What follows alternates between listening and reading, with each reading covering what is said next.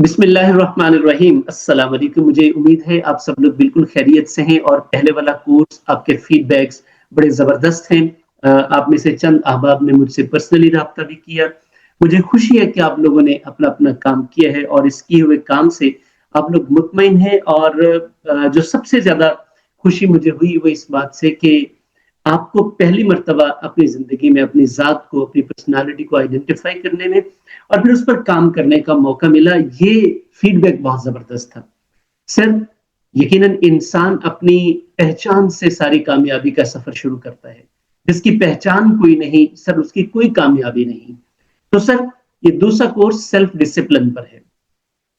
ایک گھر میں جیسے 4 بچے، 5 بچے، 6 بچے، 3 بچے، 2 بچے ہوتے ہیں، اسی طرح ایک فیملی میں 3 بچے تھے، 2 بیٹیاں اور 1 بیٹا۔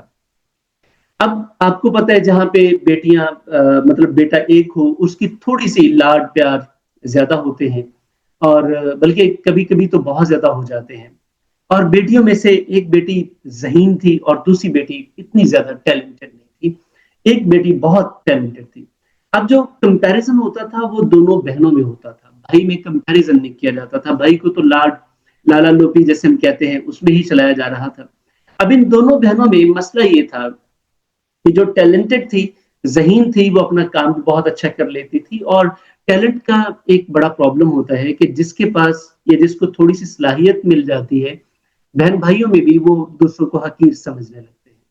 تو ایسا ہی سامنا اس جو کم ٹیلنٹڈ بچی تھی اس کو تھا، لیکن اس کی ایک بڑی خوبی تھی، یہ جس چیز کو کرتی مسلسل کرتی چلی جاتی۔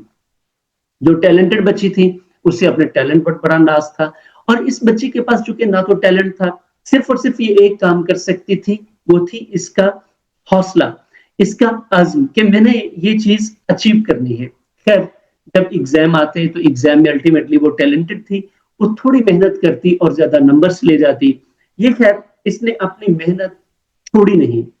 وجہ وجہ والدہ کا جو ٹلٹ تھا وہ زیادہ تر اس ذہین بچی کی طرف تھا، لیکن والد تھوڑے کمپیریٹیولی زیادہ مطلب سیگیشس تھے، سوسائٹی میں بیٹھتے اٹھتے تھے، اور انہوں نے بھی پرسنل ڈیولپمنٹ پر کچھ چیزیں بھی کی ہوئی تھی۔ ان کو پتا تھا کہ اس بچی کو مجھے سپورٹ کرنا ہے، یہ چونکہ اتنی زیادہ ٹیلنٹڈ نہیں ہے تو یہ سپریس ہو جائے گی، تو وہ اسے اکیلے بٹھا کر اس کے ساتھ بات چیت کرتے، اسے حوصلہ دیتے کہ بیٹا you are doing a wonderful job, یہ آپ نے جتنا کر لیا یہ بھی کمال تھا، آپ کرتے رہو۔ اچھا، اس بچی نے میٹرک کر لیا، انٹرمیڈیٹ بھی ہو گیا، مارکس اس کے کم ہی تھے، لیکن اس کی محنت کی عادت اس کی زندگی کا حصہ بن گئی۔ جبکہ دوسری طرف ایک ٹیلنٹڈ بچی، وہ تھوڑی محنت کرتی، زیادہ نمبر لے لیتی، محنت اس کی زندگی کا حصہ نہیں بن سکی۔ اب دونوں میں ایک واضح فرق آ گیا، ایک کے نمبر زیادہ ہے، ایک کی محنت زیادہ ہے۔ زندگی چلتی جا رہی ہے، اب وہ گریجویٹ ہو گئی یونیورسٹی سے، ایک گولڈ میڈلسٹ بن گئی، یعنی کہ اس کو ٹاپ کر گئی، دوسری کے ایوریج مارکس ہیں۔ اب میں یہاں پہ یہ نہیں کہہ رہا کہ جس کے مارکس زیادہ ہوں گے وہ ناکام ہو جائے گا، یا جس کے کم ہوں گے وہ کامیاب ہو جائے گا، ایسا نہیں ہوتا۔ فرق نمبروں کا نہیں ہے۔ آگے بڑھتے ہیں۔ سو جس کے مارکس زیادہ تھے، اب اسے بھی جاب ڈھونڈنی تھی الٹیمیٹلی، اور دوسری کو بھی جاب ڈھونڈنی تھی، دونوں کو جاب بھی ملی۔ اللہ نے ان کے اوپر کرم کیا، جاب مل گئی۔ اب جو ٹیلنٹڈ بچی تھی اس کے چونکہ گریڈز بہت اچھے تھے، لیکن اس میں ایفرٹ کرنے کی سکل نہیں تھی، محنت کرنے کا جذبہ اس لیول کا نہیں تھا، کیونکہ وہ تو انسٹنٹ محنت کرتی، انسٹنٹ ریزلٹ مل جاتے۔ جبکہ دوسری طرف ایک بچی جس کا ٹیمپرامنٹ بہت اچھا بن چکا تھا پچھلے 14-16 سالوں میں، اب محنت اس کی ہیبٹ بن گئی تھی۔ جس جگہ پر ان کو جاب ملی، وہاں پر جو ٹیلنٹڈ بچی تھی دونوں کو سیم پوسٹ پر جاب مل گئی، یعنی کہ سیم آفس سیم پوسٹ پر جاب ملی، یعنی کہ سیم آفس سیم۔ اب جو ٹیلنٹڈ بچی ہے، چونکہ یہ لگتا ہے کہ میرے مارکس بہت اچھے تھے، اس نے اسی طرح ایکسپیکٹ کیا کہ میری پروگریس بھی بڑی جلدی ہوگی، لیکن یہ تو چونکہ پریکٹیکل لائف ہے، کتابوں کی زندگی اور پریکٹیکل لائف دونوں میں بہت فرق ہوتا ہے۔ میں اسی لیے کہتا ہوں کہ صرف موٹیویشن اور پریکٹیکلٹی دونوں میں زمین و آسمان کا فرق ہے، اس لیے لائف کو پریکٹیکل آ کر دیکھیے۔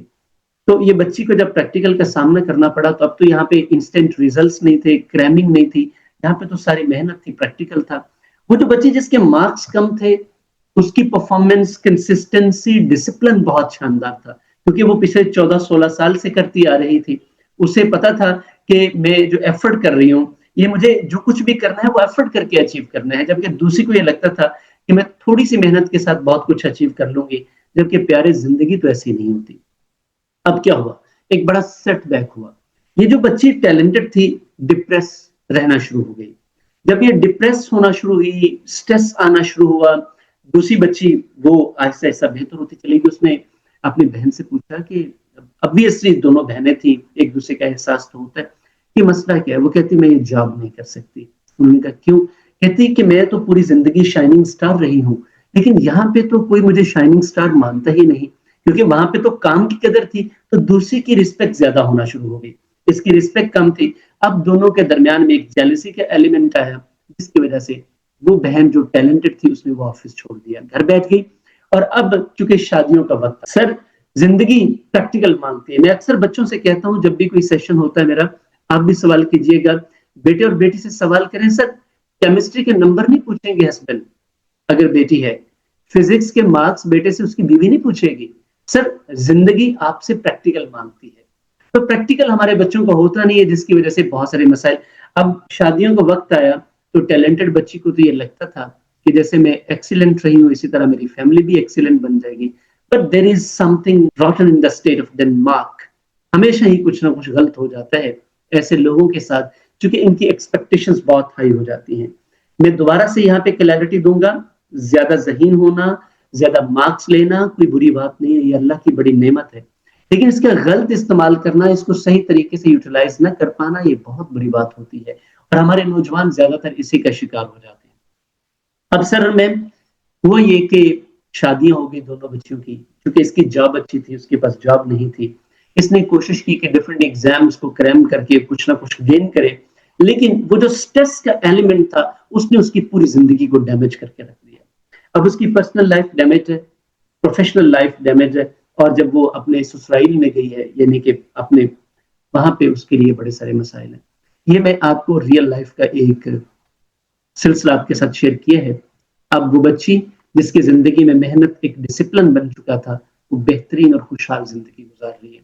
उसकी कमाई भी अच्छी है, वो जॉब भी करती है, घर भी जाकर सँभालती है, हस्बैंड भी खुश हैं, सब खुश हैं और बच्चे बड़े बेहतर हैं। सर, हमारी ज़िंदगी में कामयाबी सिर्फ़ एक चीज़ के साथ आती है, वो डिसिप्लिन। और discipline is never a choice, discipline is obligatory. हमारी ज़िंदगी में डिसिप्लिन चॉइस नहीं है, डिसिप्लिन ज़रूरत है, डिसिप्लिन मजबूरी है। आइए ज़रा इस डिसिप्लिन को सीखते हैं कि अगर ये इतना ही ज़रूरी है, फिर हम सीख क्यों नहीं पा रहे?